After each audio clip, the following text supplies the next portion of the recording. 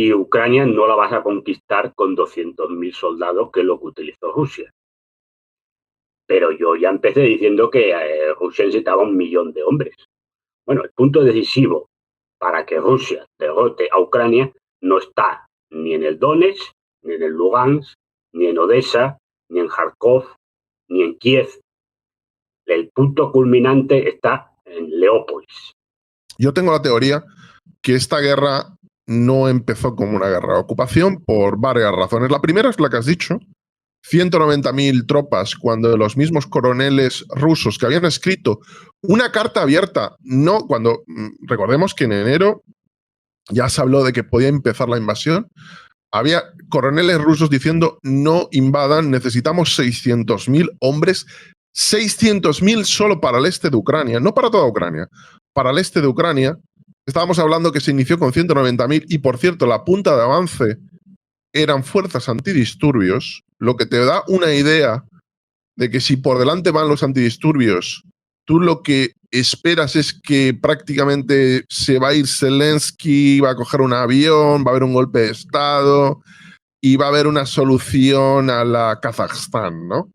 Va a haber un movimiento muy rápido en el que, es que era mi teoría de lo que iba a ocurrir. En su mente era una operación militar especial que funcionó mal.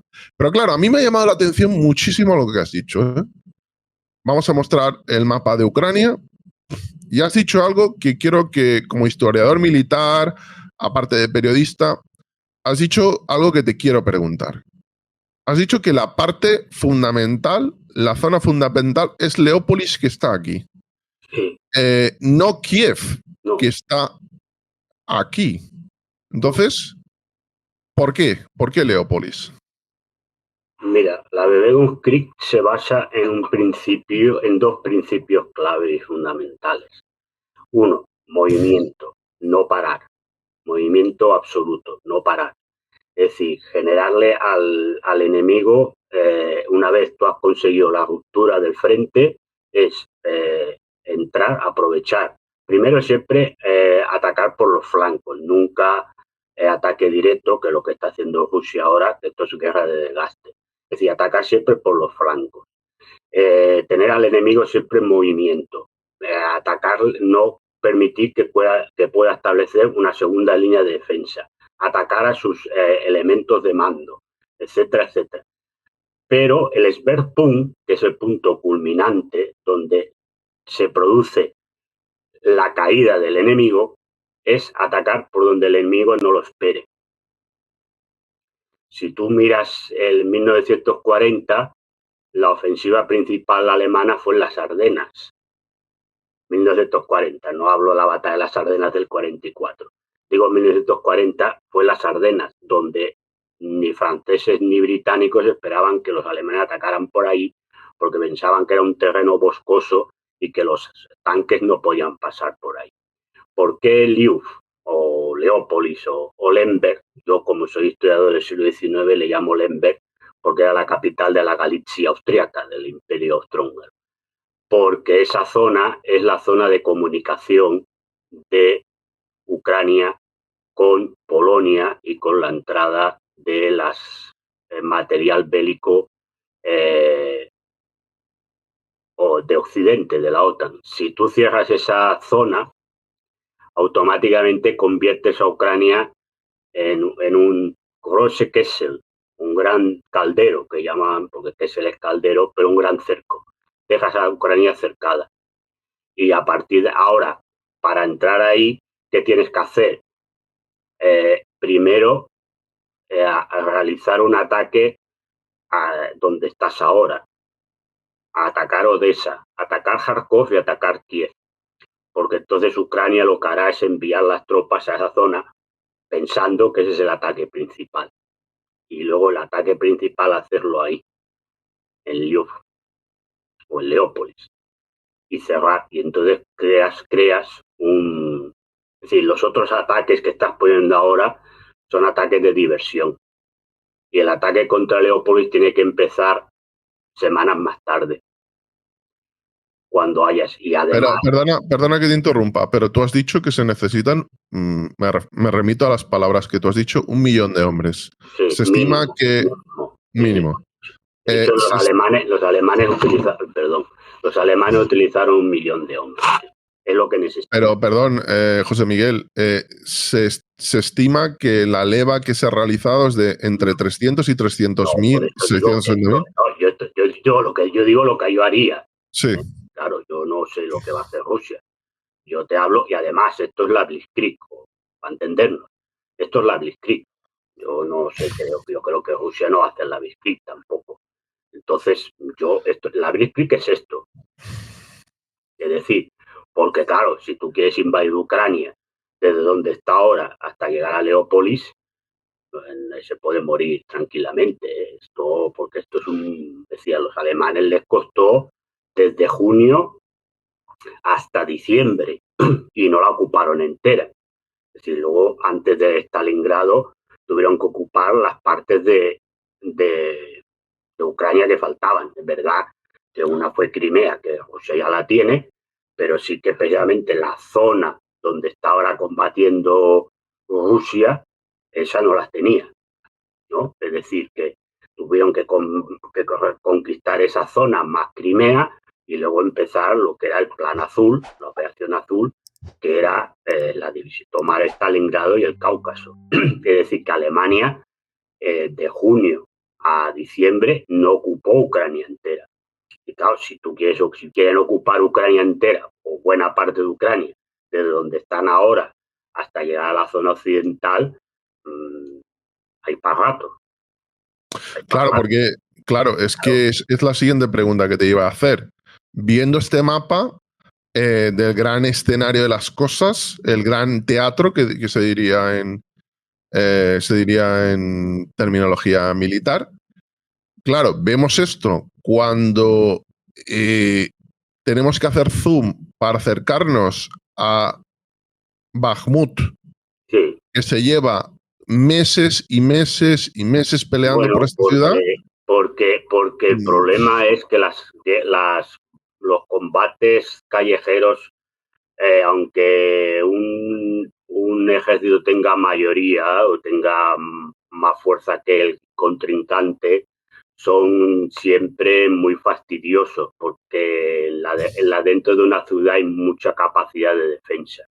Y si la ciudad está muy bombardeada, digamos, las ruinas, etcétera, ayudan al defensor que al atacante. Además, normalmente dentro de la ciudad los tanques tienen un valor casi cero. Entonces es un combate de infantería cuerpo a cuerpo. Es muy complicado. Es decir, tú fíjate que cuando los rusos tomaron Berlín, que era una ciudad que ya estaba en ruinas y con tropas ya de tercera categoría dentro de la ciudad, porque los ejércitos mejores, ya de lo que quedaba del ejército de la Wehrmacht, intentaron escabullirse para no entrar en la zona dentro de Berlín, y quedaban tropas muy pobres con voluntarios de las SS y la Hitlerjugend. Le costó 3 semanas, casi 4, a las tropas soviéticas ocupar toda Berlín, porque los combates callejeros son muy fastidiosos. Entonces cuesta mucho tomar una ciudad si está bien fortificada, aunque no esté bien fortificada. Y claro, aunque la rodees, si la gente no se quiere rendir, pues allí cuesta mucho. Es decir, una ciudad puede tardar tiempo en conquistarse. Ese es el problema. Entonces, lo que pasa es que yo creo que, bueno, según dicen los ucranianos, lo que están haciendo es ganar tiempo para establecer una segunda línea de defensa en la zona de Kramatorsk, etcétera. Bueno, también hay que decir que estas zonas eran zonas que el ejército ucraniano había fortificado ya hace tiempo. Es decir, que por lo tanto se está enfrentando Rusia a una zona que, para recordar a los que sepan la Segunda Guerra Mundial, pues recordaría lo que era la línea Maginot, ¿no?, que habían creado los franceses en la frontera franco-alemana. Yo creo que una vez salgan de esa zona, si ocupan todo el Donetsk y el Lugansk, sí que ya no hay tanta zona fortificada, pero bueno, de todas maneras, Ucrania es muy grande, si no es Entonces, con las tropas que tiene ahora y con los 200.000 que ha de las levas, tampoco vamos a ningún sitio. Esto ya te lo digo así de claro. Entonces, para hacer lo que yo te he dicho y lo que yo expliqué, necesitas mínimo 1.000.000 de hombres. Mínimo. Claro, entonces. Y además, como mínimo, 2.000 tanques o fuerzas motorizadas. Y después un dominio aéreo. Porque al mismo tiempo que estás haciendo lo que yo he dicho, tienes que bombardear los núcleos de mando, tienes que bombardear las industrias básicas, que eso sí que lo ha ido haciendo ahora, con las centrales eléctricas y etcétera, y bombardear y destruir los medios de comunicación, no digo los de prensa, me refiero a los núcleos de comunicación de carreteras y nudos ferroviarios, etcétera. Claro, todo esto es la Bebegum Creek o la Blitzkrieg, para que se entienda. Entonces, con la leva que ha hecho ahora, esto lo que te sirve para mantener lo que tiene y avanzar un poco más, tampoco es para ocupar Ucrania. Yo pienso por lo que veo que Rusia no tiene intención de ocupar toda Ucrania. Esto, claro. Por ahora, claro. Es que esto parece más la Caracol Creek, ¿no? Esto parece la Stellung Creek, que es la guerra de posiciones de la Primera Guerra Mundial. Esta es la realidad. Es decir, hay gente que es también estratega militar o historiador militar que dice que es la única guerra que se puede hacer porque pasa un poco como cuando la Primera Guerra Mundial, que las armas defensivas en estos momentos de la historia son más poderosas que las ofensivas. Por ejemplo, que es más difícil establecer una superioridad aérea porque los sistemas antiaéreos son de mucha precisión y por lo tanto Rusia no ha utilizado todo su potencial aéreo, me refiero de aviones, de misiles y a los drones iraníes, pero potencial aéreo de aviones no. Y esto dicen gente que sabe más de armamento que yo he sido armamento sí que voy más perdido, que en estos momentos, por ejemplo, los sistemas antiaéreos son más poderosos que la Fuerza Aérea y que por lo tanto podría haber una escabechina de aviones ahí y que después todo el sistema de armamento anticarro, armamento movimiento de orugas, no sé qué, es mucho más poderoso y que es más difícil realizar una ofensiva. Es posible, pero yo creo que claro, ahora hacer la ofensiva igual te cuesta más, pero yo creo que si esto se hace desde el principio, que es lo que hacían los alemanes, pegarte un batacazo y si ahí te has caído, pues te has caído, y si no te caes, pues igual entonces ya ellos tienen problemas, que es lo que les pasó en la Primera Guerra Mundial. Pero si pegas el batacazo de entrada, ya es más complicado, sí que podrías hacer una guerra ofensiva.